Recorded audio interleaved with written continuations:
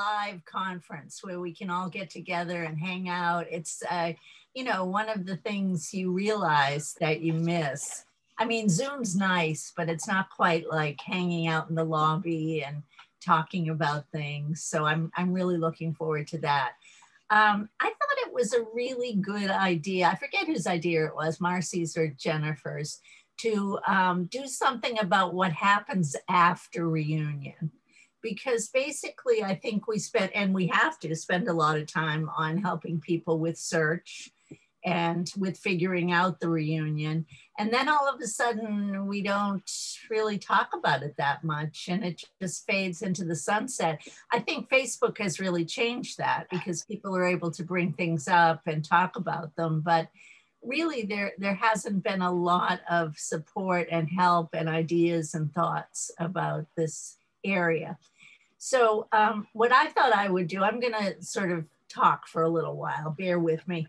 And then I'm going to open it up. And I have some of your questions that were sent in advance. And then, you know, you'll probably think of some as we're chatting.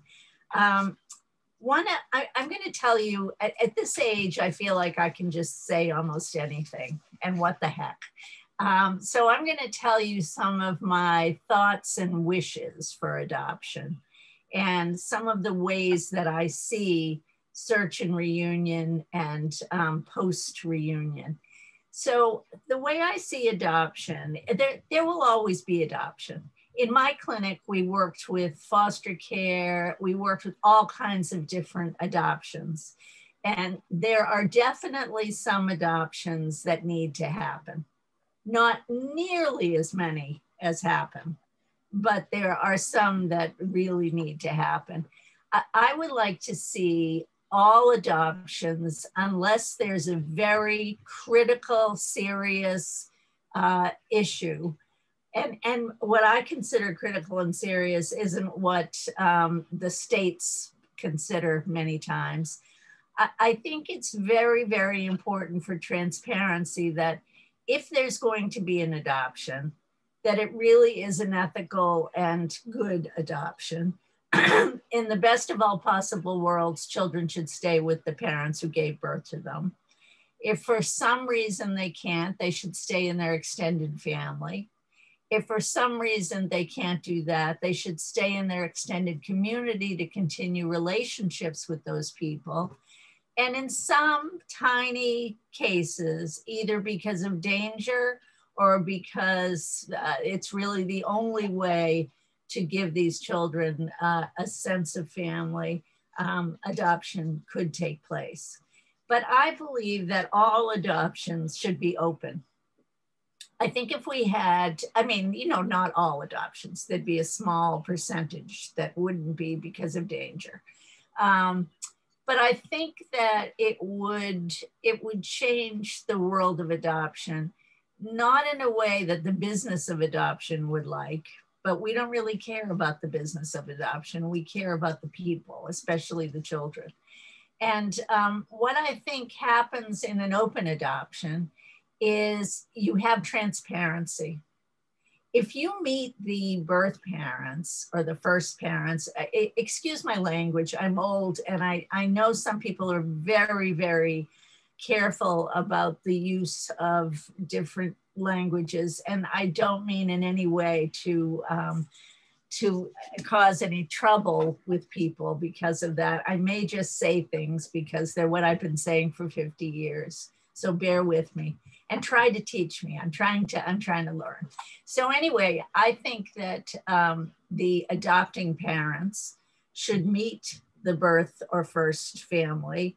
And I think people should feel comfortable with this. This is a child. This is a very precious being that's being transferred.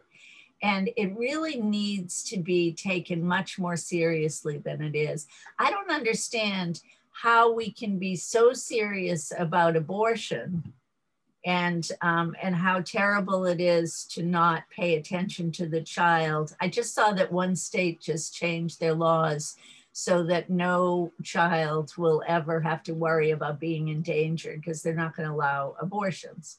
I'm not going to get into political things, but I am going to say, if you care about those things, and if you care about children at large, you really need to care about these children in adoption, and not just at the moment that they're being placed, but for their whole lives and beyond. So I think it's really important that we have a different sense of what open adoption can do and how to make sure, and I don't mean fake open adoptions where people say they're going to do something to expedite the adoption. I mean real mediated situations where people agree to have this child have a connection to their past. I always tell the story. It's probably a little boring if any of you have heard me speak a few times, but once when I was in Hawaii, there were two keynotes, myself and a Hawaiian gentleman who was also adopted. And in Hawaii and New Zealand, which have the same cultural history, when there is an adoption, it's always open. The child isn't moved till they're 2. They stay and are breastfed by the first mother. They're carefully moved into the new family. There's a big event, and the roles change. The first mother and father become like an aunt and uncle, and the parents who are adopting become the parents, but everybody knows it, and it's a choice. It's like arranged marriages. It's how you bolster your family, and you have resources that you are going to be able to share. And it's all done outwardly and on the up and up. So I think we need to learn a lot more about open adoption and about what it means and about how we do it.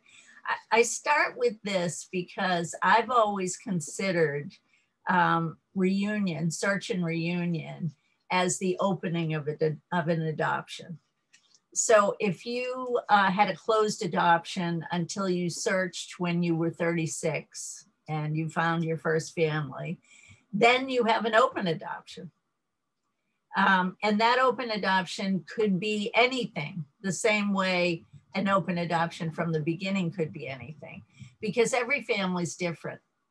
And this is something I want to say too, because you're all here and you all have a story.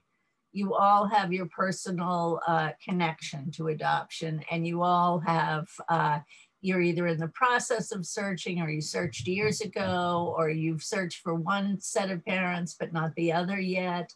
There's many different scenarios. But one of the things I think is important for you to know, I always used to tell this to my interns and staff when I had my clinic, your story is a case study of one.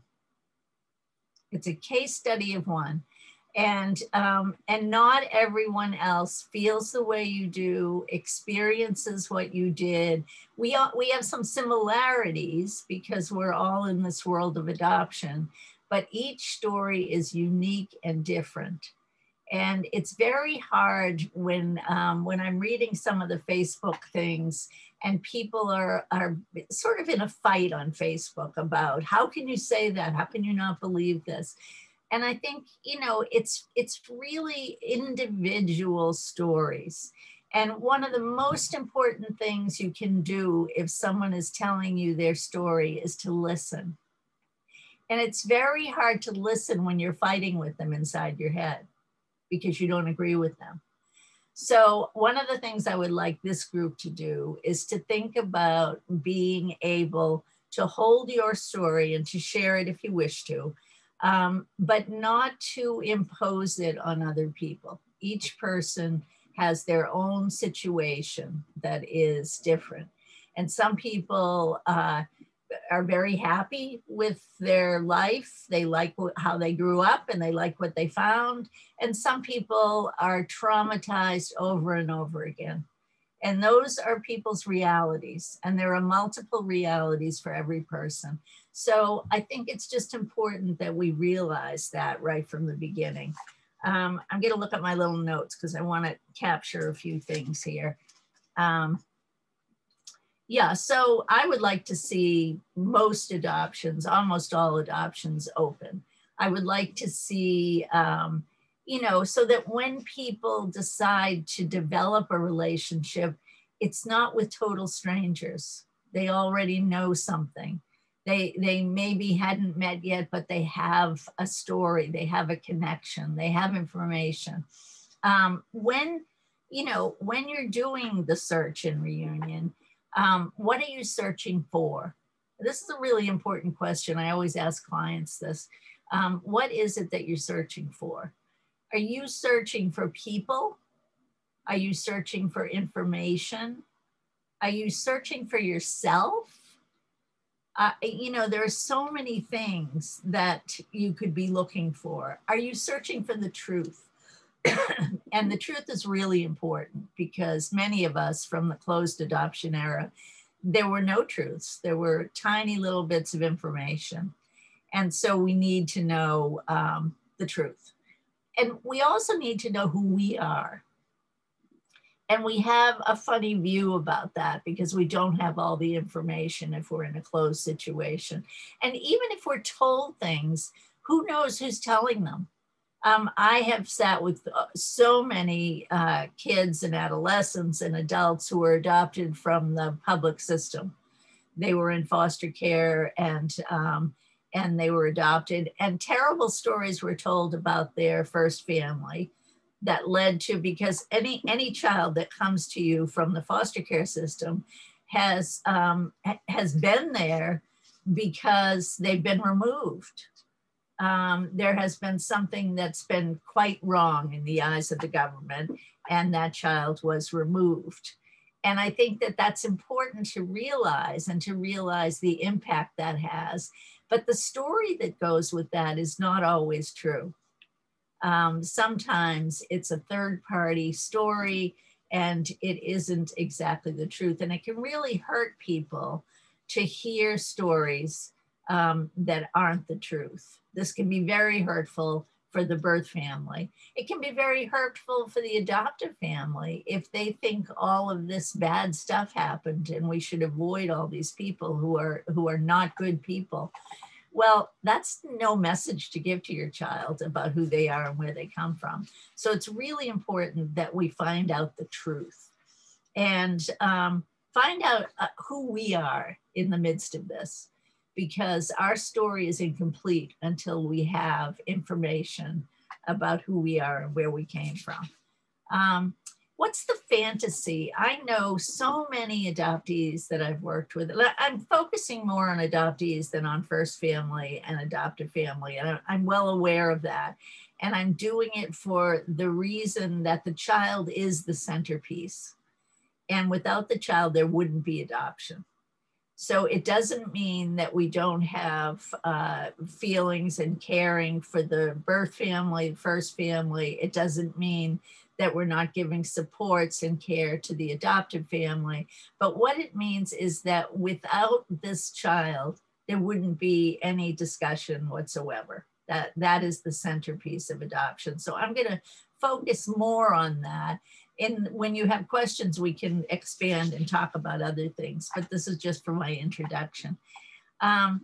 What are you looking for, and what is your magical thinking? A lot of people feel like because they were adopted, they don't know what it's like to be in a real family. The word real, BJ used that all the time, BJ Lifton. And it's really important because people have this feeling that they don't know what it's like to have real parents who you were born to. And there's a lot of fantasy about what one will find and what that will be like. And, a lot of fantasy about who you look like. Imagine you're surprised if you don't look like your first family, which happens quite frequently, just as in any family, you may or may not look like people in your family. So all these things are really important, figuring out what your fantasy is and what your goal is. The other thing I think that's important when we're talking about this is when you meet people, this is, unless you have children, this is the first people in your life who you're genetically related to. And so that's huge. And it's a really big thing to have happen. Um, I think that many adoptees have the feeling that because they're related, they should automatically have a relationship. And I think that that is not how it happens. I think that's very disappointing to many adoptees because their fantasy and their goal is they're going to meet these people and automatically be so similar and really understand each other on a psychic level. And that's not always how relationships are. It takes a while to build them. So this is a complicated set of circumstances that we're dealing with. And I think that it's important for us to think about this while we're looking at the post-reunion issues. There are a lot of people, birth parents as well as adoptees, who get scared away. They'll search and they won't get exactly what they thought they were going to get, and they'll just back off. It's very easy to back off because you weren't in communication for many, many years. So you can go right back to that. And it's as if it never happened and your life is still your life. But it's very hard for the other party to deal with that. The last thing I'm going to say about general issues is that, you know, I think people just don't think enough about how this is going to affect their lives and what it's going to mean to them. You know, it's very, very important to bring people in to figure out, like if you have a partner or if you have very close friends, to really help them to be educated about this, because you might find a nice support group, you might find a good therapist, but your friends are the people who know you. And you want to keep in touch with yourself during this process. I think it's very, very important. So these are just some of the weird odds and ends that I'm thinking about in general. I want us to have an opportunity to talk about some of the, I don't like to use the word issues, some of the challenges or some of the interesting things that have come up in the process of reconnecting. I know it's very difficult in international adoptions when there's language difficulty. It's very hard to find the right translators because some people can translate language, but they can't translate emotions right. And it can make things a little weird when they don't need to be. So these are the kinds of things we want to look at. And the last thing is that DNA, I mean, we talk about this all the time in adoption nowadays, but DNA makes a huge difference, and social media makes a huge difference. I have an 11-year-old that I was working with recently who's from Colombia. And he found his birth family without telling anyone. You know, COVID, hanging out in your room, what the heck? Let's look for my birth family. So 11. So he finds his birth family and he finds he has a brother who is 13. And he gets in touch with his brother. And on Facebook, there's an instant translator button. And so these guys are really getting to know each other and spending a lot of time together and developing a relationship. Not only are they related, they're developing a relationship. And no one knew about this. And the parents were worried about him because he wasn't coming out of his room.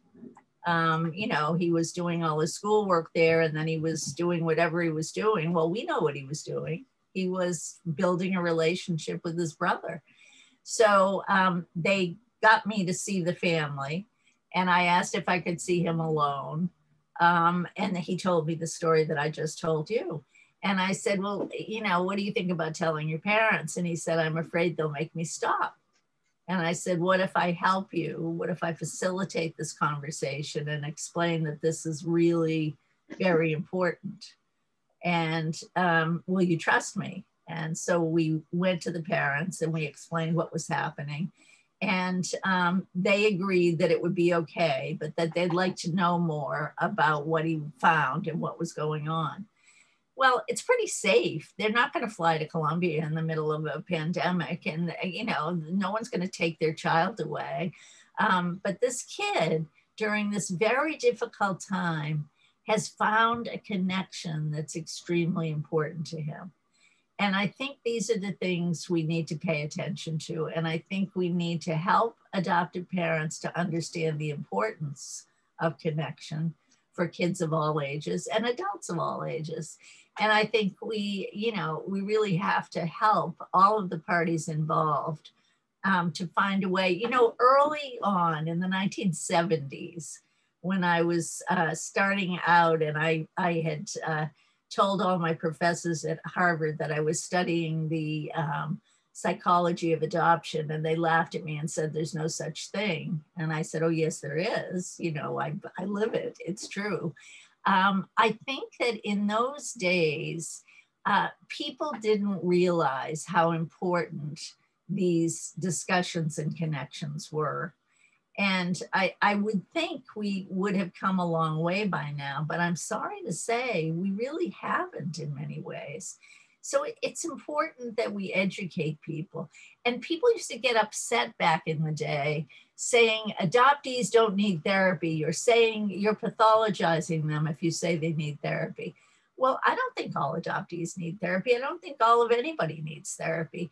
And I don't think we're talking about therapy sometimes. Sometimes you need a therapist so that they understand what's going on, who is being a coach or a consultant, who is helping you to talk to your first parents, to talk to your adoptive parents, to build the relationships that might need to be built. Sometimes they can happen organically, and sometimes you just might need some support along the way. And so just like this 11-year-old, he needed a little support along the way. He probably would have had his computer taken away from him if his parents found out about this. He's 11, he's a little kid. But it's very, very important that he continue to develop the relationship that he's been working on. So I'm going to stop there. That's, a little smattering of this and that for you to think about. And I'd love to hear, and I don't know, Jennifer and Marcy will help to facilitate how you break in with questions, because I'm not very good at that. But I'm wondering, did you come with some ideas about what we were going to do? And, we can do anything. I just wanted to give us a little preface and then to move on. So let's hear from someone. I have a couple of questions, but I think, it's nice to hear from you live and in person. Well, not in person, but you know what I mean, in Zoom. Anybody? There is a question here. I think it scrolled on me. Another question popped in. So Gail, I don't know if it's really a question or a statement. Gail Swift, do you want to go ahead and say what you said to Joyce about having access to the truth? You're muted, Gail. I was just saying that I think one of the most important reasons to have access to the truth is that you only have a single set of facts with which to deal, instead of an infinite array of possibilities that are either dreadful or fantastical. You've got your set of facts, and then you can process them and move forward with your life. Absolutely. I also think you should have pictures. If you're not having a live connection, which at some points in one's life might not be true for an infant adoption or whatever, I think you need to know what your people look like. They're your mirrors, and you need to be able to see them and to understand that. And I think that's incredibly important. I also think it helps you not to make mistakes. Like a lot of little kids that I've worked with over the years know that their first mother's name is Lucy. And all of a sudden in third grade, they have a teacher named Lucy. So they're thinking all the time, this must be my first mother. This is Lucy. So if they had her picture, they would know that wasn't the same Lucy, it's a different Lucy. So I agree. I think you need to have facts. And I think it's not always the adoptive parents that are the bad guys. Some people sort of tend to think that. But I've worked with many, many adoptive parents who weren't given the information. And I always say, if you're going to entrust a child to parents, you should entrust all of their information. And those parents should, you know, keep up a connection and do what they need to do to make things the best they can possibly be for this child. So I think the more information, the better. Is that enough, Gail, or do you need more for that? Okay. Okay, Kimmy has her hand up. Where's Kimmy? Oh, hey there. Yeah. I'm on a walk, so my picture's not on, but I have a question because this is about, so I'm adopted and my sister is adopted, and I've tried to find my birth parents and basically been like said no to them. Like my birth mom, I talked to her, but she was not excited about it. And then my birth father, he has said no, he didn't want me to see my records twice. But then my sister wasn't even looking, never been interested in her finding her family. And she, and a cousin found her, and now she's in full blown reunion with her birth parents and who live in the area because she was born in the area. I was born in a different state. So I was wondering if you had any sort of, if you've ever dealt with that or how to deal with something like that. Yeah, it happens a lot. And I think it's really hard. And I understand that that's hugely disappointing to you. When I'm dealing with parents of younger children, and they have an open adoption with one of their children and a closed with the other two, they don't want to tell the child with the open adoption anything because it will make the other kids feel bad. I think everyone needs to have what they can have. And I think it's probably, I don't know, and I won't spend a lot of time on this, Kimmy, because this is your private business, but you know, the way that you approach these folks and when you approach them, often first parents will say they were the ones that were searched for, and so they weren't ready. So the searcher is always the one that's done all the internal work, and the searchee is always surprised. So it's not a surprise that your birth family, you know, that they don't know what to do with this information and they step back.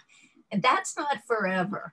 They, you know, I think it's a mistake to say, oh, okay, they just don't want to ever speak to me and to give up, because they don't want to speak to you right then. They don't get this. They don't know what to do with it. They haven't really gotten any help. They haven't processed it. And, you know, they probably need a lot more help. Did you say, Kimmy, that your sister's birth family found her? It was her first that saw her on a DNA test and was like, hey, because he has so many, he thought that he already knew her. And she had seen him for a while, but she was like, I don't know what to do. I don't know how to respond or how to reach out. And so when he reached out, then she was like, oh, awkward. So, you know, I'm adopted. And so that's how it started. And then he got excited and then included his uncle, who's her father, and her father still knows her birth mother. And they started talking. Yeah. You know, I think sometimes the DNA stuff makes it so much easier. Sometimes, not all the time. But people really understand that they can connect in those ways. I think it's just a little scarier to get an out of the blue, you know, text or letter or phone call from someone. And I think that's, you know, that's changing because of the different ways that we can connect. But I would like to see you get some more support, Kimmy, to follow through with this, because I don't think you're done. And you know, on the other hand, you can't make people have a relationship if they don't want one. So it's also important for you to figure out what you need from them and how they can give you what's best for you, even if they can't tolerate a relationship because of their shame or their guilt or something else that's gone on. Yeah, cool. Thank you so much for your help. That's really helpful. Suzanne, did you raise your hand? I think you need to unmute. Yeah, I did. I was wondering if you had any experience with the ICWA, the Indian Child Welfare Act. And what came to mind is when you said adoptive parents aren't always the bad guys. When I was contacted by my birth mother, who's in the UK, where the laws changed a couple decades sooner, I also found out from my agency, and they prefaced this information with, this is probably something that wasn't shared with your adoptive parents at the time, but you are part Native American. And then I went through two next steps, which were very strange. I did track down my birth father, and he said, yes, we're Cherokee on this side and we're Mohawk on that side. And in fact, his grandmother was Cherokee. And was the Eastern Band Cherokee in Tennessee. And then I met my half-brother. I met my birth father only once. My half-brother didn't know anything about this. And then I took a DNA test and nothing came up labeled as American Indian. And that was 23andMe. And then a bunch of years later, I did it again now, but with Ancestry DNA, with the family tree. And I wound up connecting to all these people that were descended like me from this woman with no surname who was baptized as an adult as Dinah, who was Mohawk. And so I went through these years where I'd been told this by the agency, but it didn't seem like there was DNA proof. My half-brother hadn't heard it. And then finally, a bunch of years later, I finally get sort of validation that, yeah, we're all these people I'm related to are connected to this woman who was in fact Mohawk. But a cool thing along the way was going to the American Indian History Museum on the Mall in Washington, DC. And there's a looping tape of adoptees who are ethnic Indians, not South Asia, but from, the Americas, talking about adoption. And it was so validating to see that. But I wish there was a way that we could connect. I see Koreans, adoptees connecting and Colombian adoptees connecting, but that hasn't happened so much with Native American adoptees. Do you know anything, in that realm? I'm wondering, Suzanne, do you mind telling me the decade you were born in? Oh, okay. You're very kind. My gray is showing. My no. 1960s. Okay. So I'm over 50. It's closed adoption. It was before 1978 when the ICWA was passed. Right. And even in the 80s, even as time went on, there were lots of lies and untruths because you really were not available for adoption. If you, I think it was 5/8. I mean, there were different quotas of how Native you needed to be. And you had to have a release from the tribe. You could not be, and this ICWA sort of solidified that, but that was going on before. So there were a lot of untruths and weird things going on to protect the agencies, not to protect the people. And that seems to be, something that was probably going on at the time. But I think it would be great. You need to start a thing for, I've seen so many people over the years who were, both Canadian and from the US who were First Nations. And oh, really? I have not. That's why I'm wondering. Yeah. And I think it would be great to start a group. I think that would be a terrific thing. But, I'm happy to talk to you more about this, but it's, I think there are a lot of funny business that went on because it really wasn't legal to remove those children or to place them anywhere without the permission of the tribes. Well, my birth father was not on a reservation. He was in New York City. It's just the ethnicity was not revealed. It didn't matter if he was living in a city. The rule was the tribes needed to agree, because the children were sent back to the tribes if they couldn't be kept by their parents. This is true in a lot of cultures, but this was definitely true back in the day with many kids. Jamie. Yeah. You need to unhook your mutie. And if I can real quick, after that, Stacey Owens, and then I've got a question I'm going to read, then Maureen, and then Wendy. That's kind of the order. So people get ready. All right. Jamie. Okay. Hey, thanks for letting me pose this question. As I'm listening to you tonight, I'm in a failed reunion. I found I was 37, took a long time, and we knew each other for a number of years.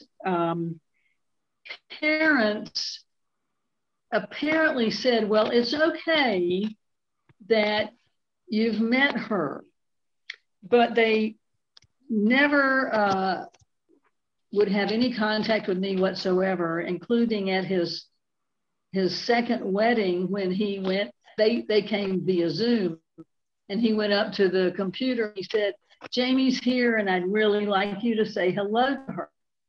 And they refused.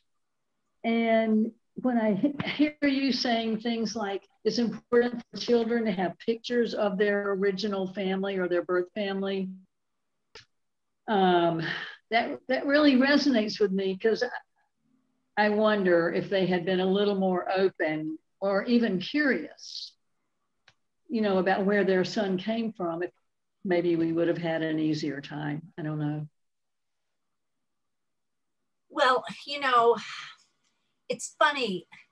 I like to sort of reframe things. And I said this earlier, that I don't think there are any failed reunions. That does not mean that I don't get it, that they didn't work out in the way that's, in your heart.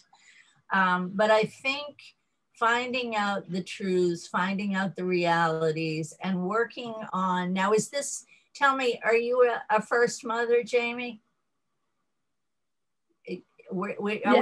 Yeah. So, yeah. And it wasn't an open adoption, you found them later? He was born in 1967. Right. So, I think that's very difficult. Again, I think that parents, adoptive parents, and first parents, don't have enough supports in general. I mean, it's getting better and better with groups like this. But I think it's hard when you don't have the right supports to go about things. What's fascinating to me is in this COVID time, I have 3 new clients who are adult adoptees, all male, who are in their 30s or early 40s, who refuse to see their adoptive parents or have dinner with them until they come and talk to an adoption competent person and learn something about what's going on for their child. And it's been so interesting because these are all, older adoptive parents, some of them older than I am, and I'm old as dirt. And so they, they're trying to understand. They don't see what they did wrong. They tried their hardest, all very true. But they didn't ever understand what was going on. And if the child is transracially adopted or internationally adopted, then that's a whole other layer of what they don't understand and how they're not really seeing this person for who he is. So I think part of the problem in failed reunions is that they were failed adoptions. These people didn't get the right supports. They didn't get the right psychoeducation. If you really love your child, you want to do what's very best for them. And it's very best for them to have some truths, to have some connections, to have some information. And I always, I think I did this in my book and I've mentioned it in other things. Open adoption after reunion is like, it's like a marriage. you get in-laws. You know, sometimes people here probably have in-laws, right? And some of you like your in-laws a lot. Maybe you even like them better than your own parents. And some of you can't stand them and you go once a year to an event because you love your partner. And really the connections that people have around reunion can be like that. It can either be a developing relationship that's really good or something that you just figure out how to do. And I think people just don't get that until they get that. And everyone needs some support along the way, all of the parties, but most especially the centerpiece, the child. So Jennifer, what are we doing next? Wendy? Stacy. Nope, it's Stacy. Okay. And then I've got a question that was shared with me in the chat. All righty. Hi, can you hear me? Yeah, perfect. Oh, good. I am, and I don't know if this is a subject we can talk about today, but I'm meeting my birth father for the first time on Thursday. And I'm looking for tips or suggestions of, I have put some pictures together, was gonna kind of talk about, you know, growing up and show some pictures and talk about my family. But how does it, what's the best way to start it, or is it best to talk about me first before he talks, or how do I help get him to open up? Here's the thing. Can I ask a couple of questions? And please don't say anything you don't want to say in front of a group like this. Okay. But you found him. I did. So okay. 4 years ago, we matched on Ancestry, and okay. It's taken, we were supposed to meet last March, but because of COVID, we had to cancel. So now we're rescheduled. And did he know about you, Stacy? I believe he did. Okay. From just what I can kind of gather, I believe he did. And how did you arrange where you're going to meet? Well, we still haven't. It's going to be a restaurant, I believe, in the area. So we're still working that out. Before, in March, we had picked a restaurant. But should we do it 10 a.m., 12:30, 2 o'clock, 4 o'clock? You wanted directives. You want exactly. What works? Well, here's the thing. Everything works and nothing works. And everything's a good idea and nothing's a good idea. So I'm just going to say a few things, and you will know which ones you'll take in and which ones you'll say she's crazy. Mm-hmm. I think it's important. Now, are you doing indoor dining, or are you still in a place where you? We have both been vaccinated, but I don't know if we will. I mean, obviously, if outdoor is available, we will. Yeah, yeah. I think it would be really good for you to go find a place that's distanced and a little private, and sort of beg the staff to put you in that table, that exact table that you like, and make a plan to do that. I think it's probably a good idea to do lunch or brunch, like 11 or 12. This is all crazy. Can you believe I'm saying this? And completely ignore it if you don't want it, but I'll tell you. Well, that's what I was thinking, was around that time, or else later, 1 o'clock when it's quiet or something. Well, here's my rationale. You're going to be very nervous. Yes. And so you're not going to want to wait too long to get to this. So I think the morning's a little too much, but 11 on is good. And I think that's going to work out well. The thing about what to share with him and what to talk about, this is something I've learned over the years, and I'd love some feedback because, case study of one, this isn't everything. My case study of one is complicated because I've been doing therapy for 50 years. So I probably used to see 1,200 people a year. So I have other stories that I hold. But I think one of the things that many adoptees are a little annoyed by, and tell me if any of you have experienced this, is that first parents often don't want to know very much about your story. They just want to tell you their story. And they want to do that for good reason, not for any narcissistic reason. They know that this is what you're missing and they want to fill in the blanks for you. So they want to tell you that. I think it's harmful to their heart to hear too much about your story. And I also think they have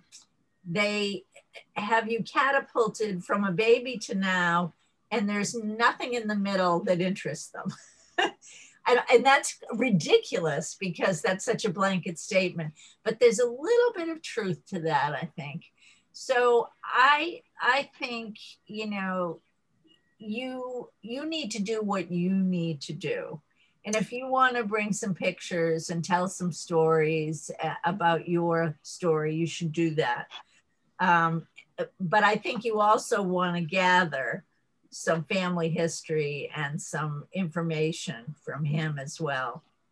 I guess I was concerned about just showing up and saying, okay, tell me about yourself. I mean, is there a way to put them at ease? Because, you know, if he's not interested in my story, that's fine. What I really want is his story and the story of, right, you know, right, how it all came to be. But I didn't want to just jump in on that. Is there like an icebreaker, or just start it open-ended and say, tell me about yourself? Or well, I think there's a preface. You say, this is the weirdest meeting in the history of the world, isn't it? I mean, how often do you all of a sudden go out to lunch with the father and the daughter that you've never met? Right.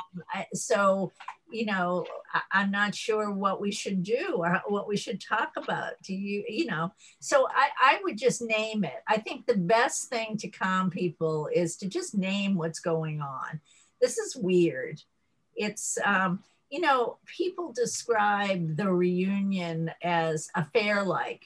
This is like a date.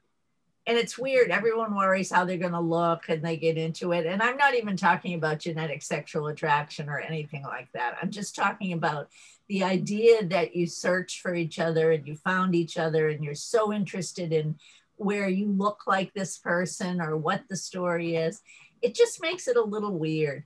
So just name it and say, you know, this is, I've never done this before of you. I brought some things and I have some questions. Well, where do we start? And then leave it up to him. He's the grown-up, supposedly. So I would do a little bit of that. Anyone else have any ideas for Stacy? No?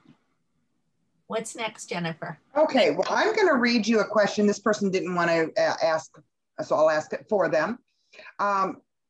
How do you handle a situation in which a birth parent wants an ongoing relationship after the initial meeting, but the adult adoptee does not want contact, cuts off contact, but the bio parent keeps trying to reach out? Well, this happens a lot and it's a tough one. I think it's important to respect people. You have, you know, it takes two to tango. And you can't make someone be in a relationship. You can't legislate relationships. You can't push them. I think it would be important to set some limits. And people aren't very good at setting limits, I find. For the adoptee to say to the birth parent, you know, this is a lot for me. It takes me, my style is to process things for a while. I would be most comfortable with communication twice a year through, you know, through texts or something. It's probably kinder to figure out a way to have some connection. And you don't know when you're going to need that. So even though the adoptee isn't into this and it doesn't really feel like doing this, you don't know what time, you know, when their child needs a kidney and this is the family member who's connected. I mean, you just don't know what reason you might have. And I'm thinking this is a very hard thing for this adoptee because they're, you know, really feeling like they're putting things off. So I don't like to close doors and I don't like to have things be never. And I don't like to see a reunion as failed. I think the adoptee got scared away by whatever they found. I think that the first parent, birth parent, prepared for this and is excited and wants a relationship and may come on too strong. These are people with very different personalities, even though it's another case of you're related, but it doesn't mean you're the same. And there's a little bit of a difference going on. So I think those are all the things I would think about very carefully. Thank you, Joyce. Lorraine, you're up. Okay. Hard to find people. Hi, Dr. Joyce. I'm so happy to meet you. My question, actually, you kind of answered it with your, answer to the last question. It's kind of like, I'm just curious about what a lot of adoptees talk about, and I seem to be going through it at this point, the honeymoon stage of the reunion. And I don't like to call it a reunion because it's with my birth father, and he didn't even know I existed. So it's not really a reunion. It's just we met these two strangers who happened to be related, and it was wonderful, really. And it started out. I mean, it's been 6 years since I met him, and it took some convincing. I mean, he's an older gentleman, an old ex-hippie, and he just didn't really understand the DNA, but. He finally, accepted the fact that I was his daughter, and he has a daughter. So I have a half sister, and they don't live in the same state as me. So I would have to travel up to visit. And I did meet him, and I've been up there several times, and everything was going well. In fact, his daughter, my half sister, went out of her way a couple of times to meet up with me. And I haven't heard from them now since before Thanksgiving. And, with the holidays, I mean, I'm the one that's reaching out. I'm the one that's, hey, are you guys okay? I mean, I know we're in the middle of this pandemic. Is everybody well? And I just stopped hearing back. And we kind of already have these parameters. He's already told me about how he doesn't like the phone. And he's like this old guy who's not really into technology. But so our mode of communication was email only. And then my communication with his daughter has been through text. So what is it with I guess is there something magical about this honeymoon period? And then why would they drift away at a point where I thought everything was going great? I guess is my question. I believe everything was probably going great. I mean, it sounds like it was very good. And I think there's something going on that we don't know. And that, there's, it's so hard, and it really don't spin out thinking of things. I think there's a very logical story here.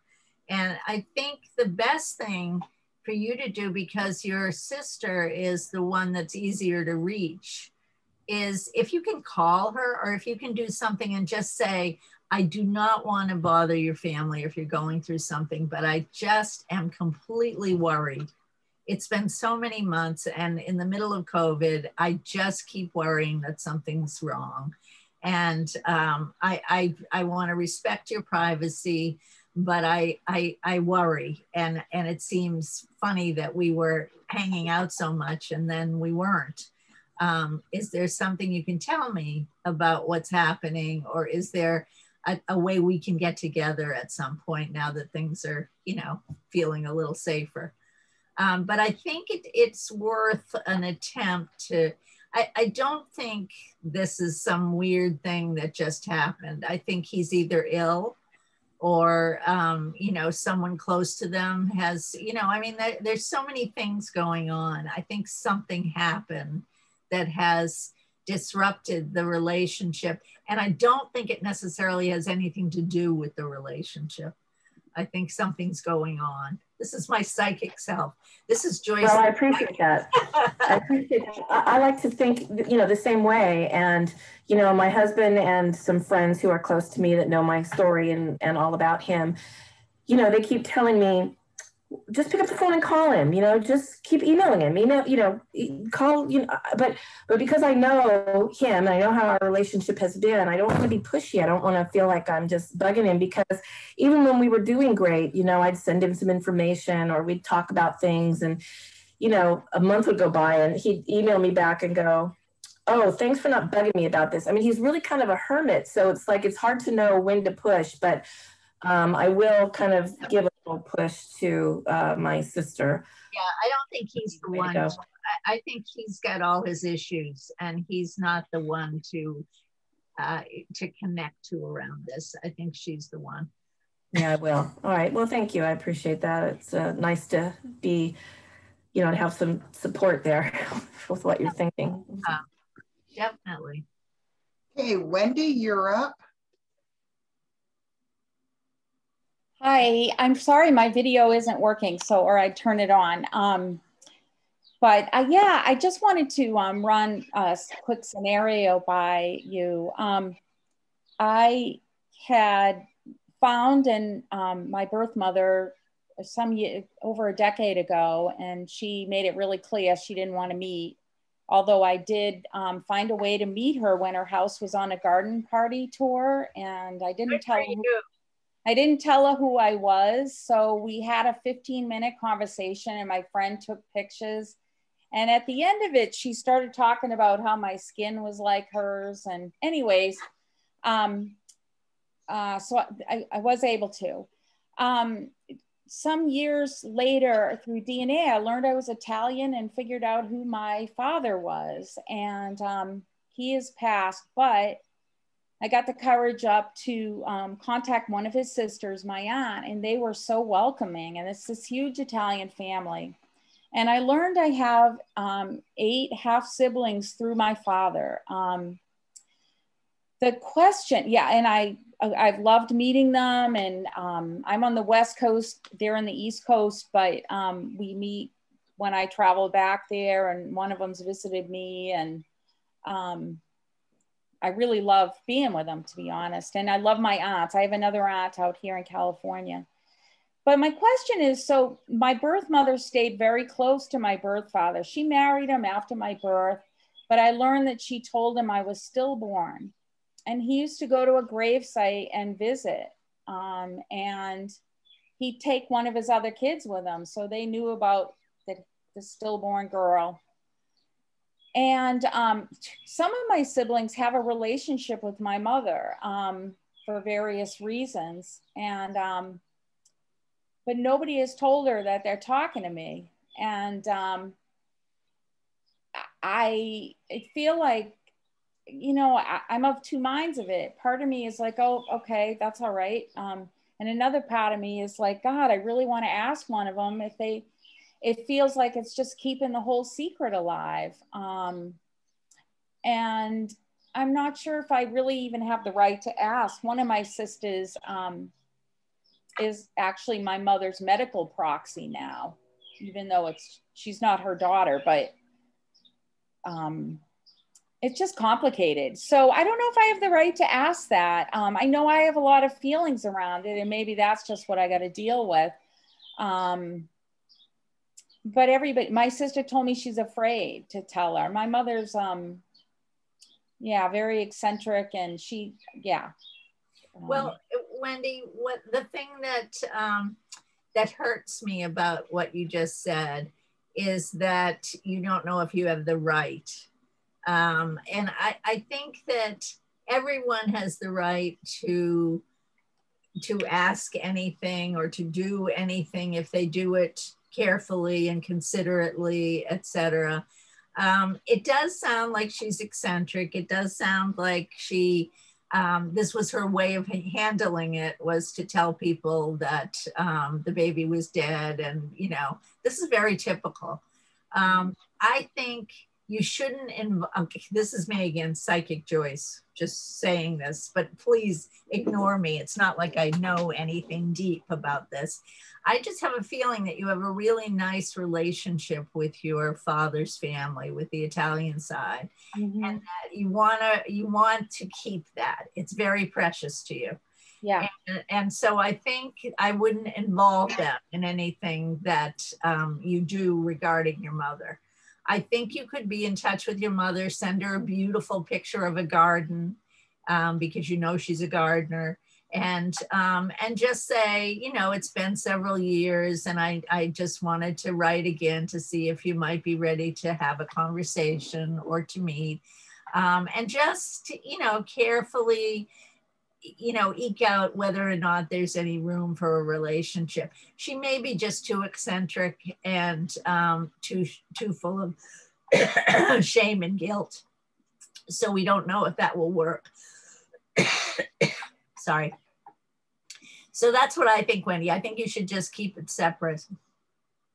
Oh, okay. I understand what you're saying. And it is a really precious relationship. And they've given me so many pictures, even of my mother, because she used to hang around. They knew she was pregnant, and she loved my father's family.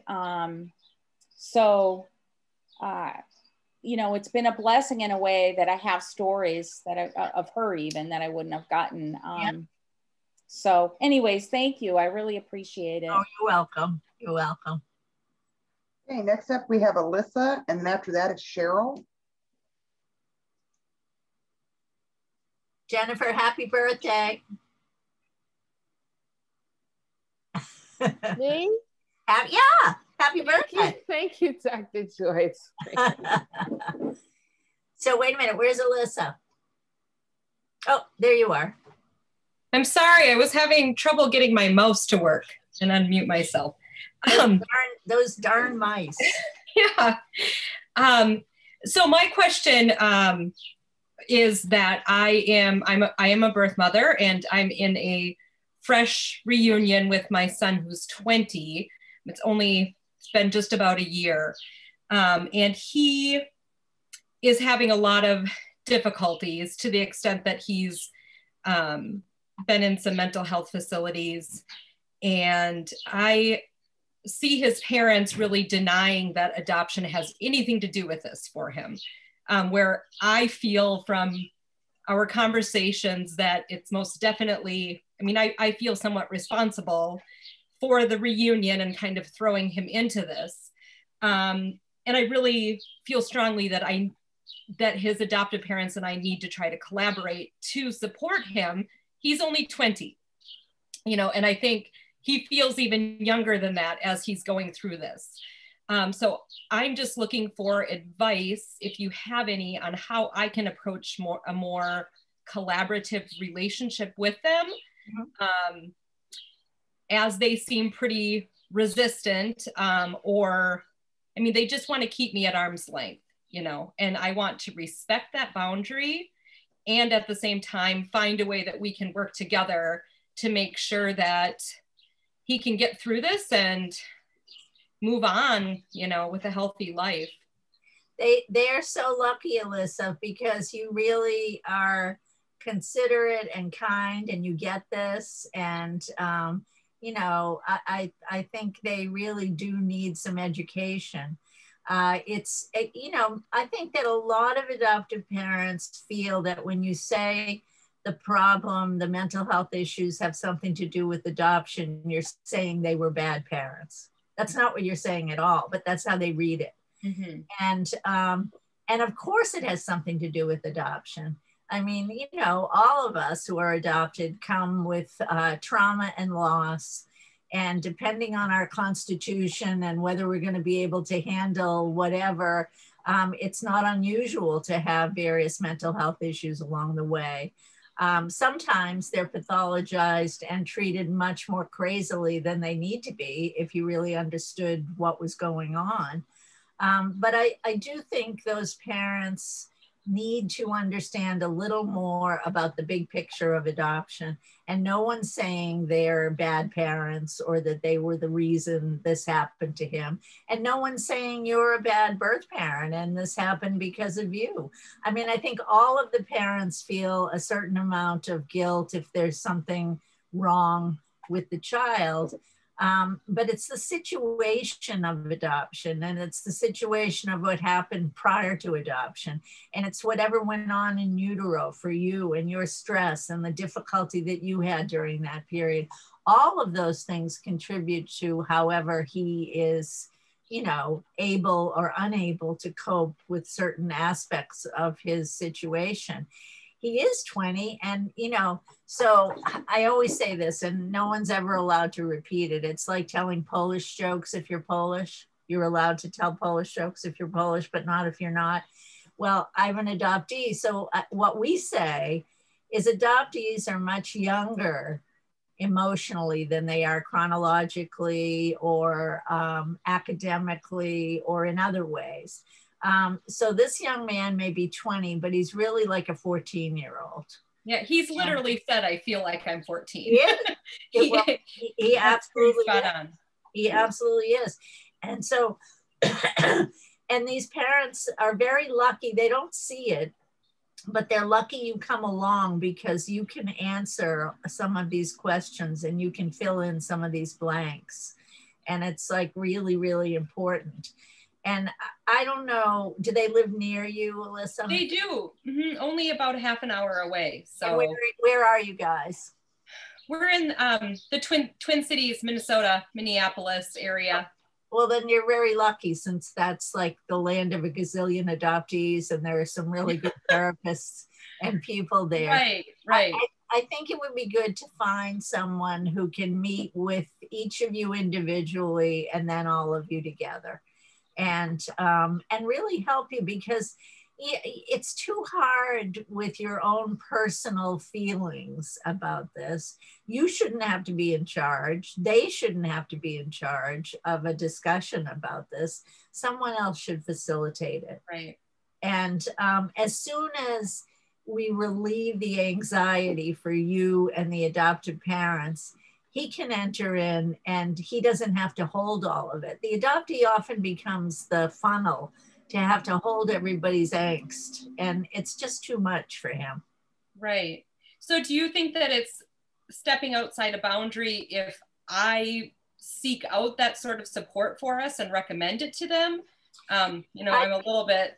Here's the thing, Alyssa, I'd be very, I'd reframe it and do it very carefully. I'd say, wow, I went to this meeting the other night, and I just listened while people talked, and there are a lot of people in the same boat that we're in.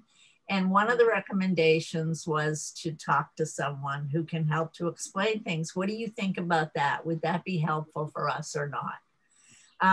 Always take a one down stance in a situation like that, because they're nervous and they think there's blame to be had for them. So just take it very carefully. That's great advice. Thank you.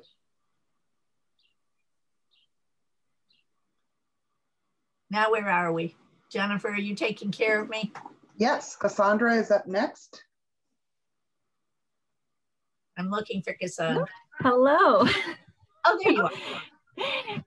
I was wondering, I'm donor conceived, and I was wondering if you, I totally resonate with so much of what you've said. It's what we recommend to parents as far as openness, but donor conception is just like so far behind what adoption is as far as like current practices, as far as openness and stuff. So I was just wondering if you have experience talking with donor conceived people or their parents, because your wisdom is like so needed in our community. So. Absolutely. I've worked with donor families for years and years and years. Have you, one of my dearest mentors and friends was Annette Barron. And I'm wondering if you read Lethal Secrets by her.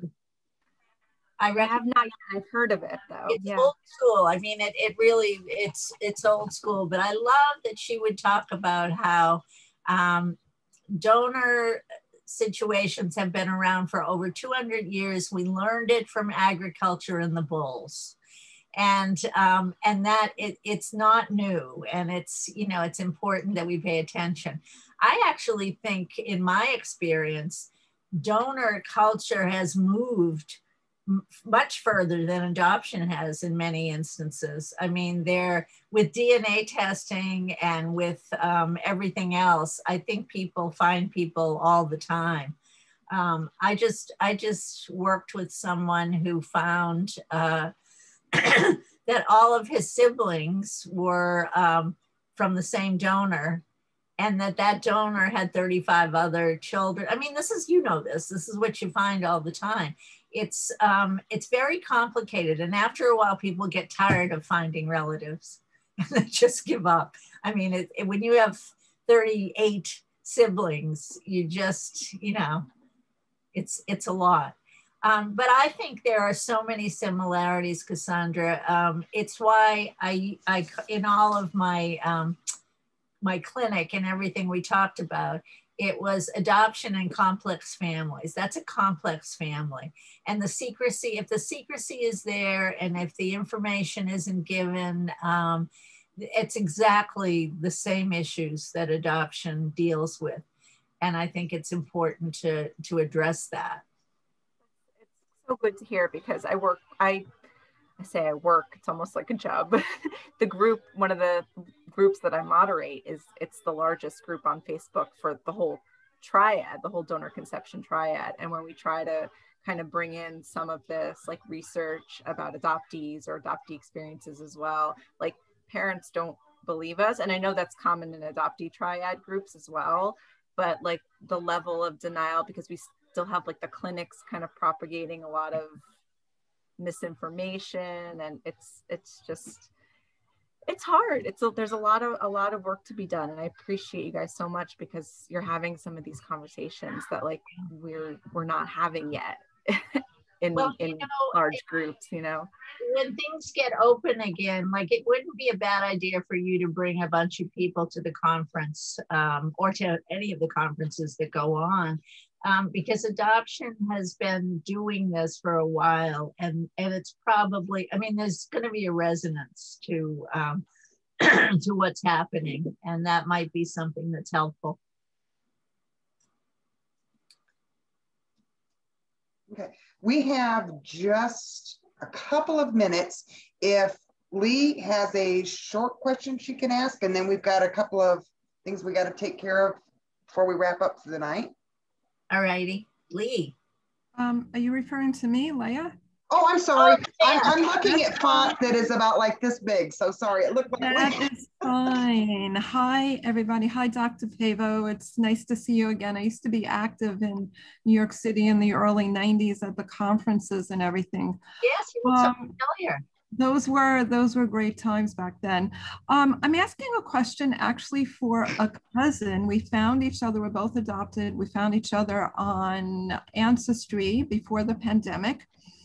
And she's middle-aged. She, after we found each other, I helped her find her birth mother. And one of the things that happened when she found her birth mother is that her birth mother for all these decades realized that the person she thought was the birth father was not. It was actually somebody else. So, you know, I've been in, you know, the adoption reform movement for a very long time, and I shared with her everything I know and I have learned, but this is something, you know, an added level of complexity, and I was wondering if you could speak to it. Well, so is she in the midst of searching for this person? Oh no, because she's my cousin, I was able to tell her who her birth father was, because I'm in reunion with my birth family. Okay. And then so we figured out who of the siblings her birth father is, and then she found her birth mother through a search angel that I introduced her to, and she was the one that told her birth mother that it was not the person she thought it was. It actually was, you know, this person. So that must add a extra level of complexity and pain to the birth mother to have thought for close to 50 years that I gave this child up because I thought the child was from person A.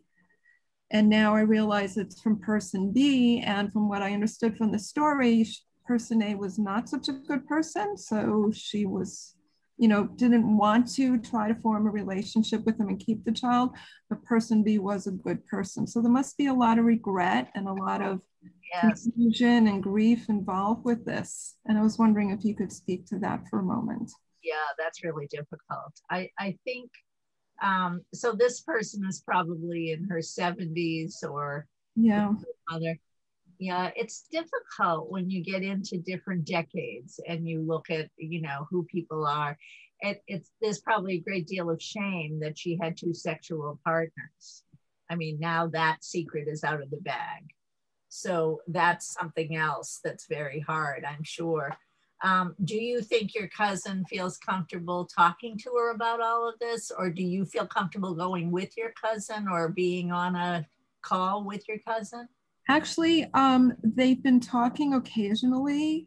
I think from my birth mother's side, speaking maybe every month or 2 or 3 is her pace. They just finally met a few weeks ago for the first time. I think they've been talking for about 2.5 years. So that was a great step. They finally got to see each other. So yeah, so that's really good. She finally had that experience. They're a couple hours from each other. I'm pretty far away from them. Well, it sounds like they're progressing and they're moving forward. And, you know, I think it's just a matter of your cousin figuring out how to talk about all of that. You know, if there's a way she could sort of, I don't mean to make light of something, because I don't think that's good, but to let her know that this happens often. I think her worry would be that people would think ill of her because she had more sexual partners. And that's the piece I'd want to indirectly help her with. So what about, I imagine for a birth mother to go back, you know, almost 50 years to the decision that she made back then and realize that very hard, it might have been a different decision. Yep. Things might have gone a different way if she knew that. Yeah. And I could only imagine the extra grief and pain there must be about having that to work through as well. Very difficult. I think, you know, your cousin could suggest some people for her to talk to.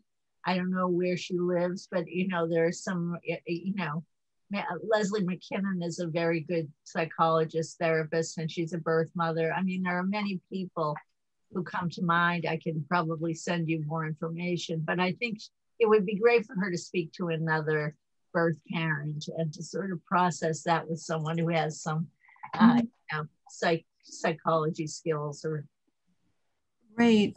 Thank you. I will follow up with you to get some recommendations, and thank you so much. Okay, great. Jennifer? Well, we are quickly bumping up against 7:30. We do have some music queued up to end with here because we have to follow with Joyce's little theme that she had going. A couple of things I want to share with you quickly.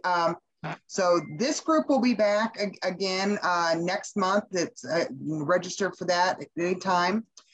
We also do an adoption happy hour, and sorry, it went small on me again. That is on Fridays. This Friday, it's Carol Schaefer. So she is the author of The Other Mother. You can watch the 1995 film, The Other Mother. It is on YouTube and it's for free. If you would like to join us for that, you can register and be ready to have a good conversation about that. And then the other thing we have starting yet this evening in 1 hour, we have an adoptee path to recovery support group led by David Bull. If you know anybody in any part of the triad that is looking for some sort of support, it's open to all members. So if you are not the person, but you are the spouse or significant other of someone that's in crisis, this is a good place where you can come and learn. So we appreciate that David does that. And Marcy, you may cue the music. Thank you, Joyce. It was wonderful. We will see you next month. Great to see you all.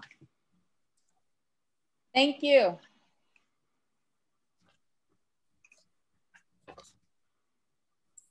Marcy, there she goes.